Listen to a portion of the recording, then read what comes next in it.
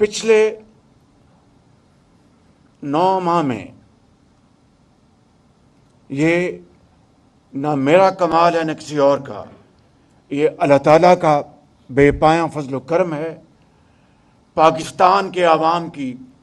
دعائیں اور عام آدمی کی بے پناہ قربانیاں، جنہوں نے صبر اور تحمل سے 38% مہنگائی کا بوجھ برداشت کیا،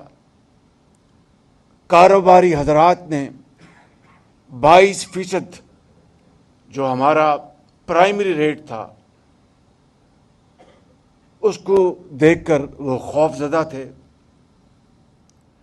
ہمارے جو فارن ایکسچینج کے ریزروز تھے وہ انتہائی محدود تھے،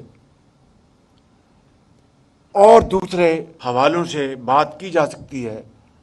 مختصراً یہ کہ ہمیں ایک اور IMF کا پروگرام مجبوراً لینا پڑا، اور اس کے لیے وفاقی حکومت کے ساتھ صوبائی حکومتوں نے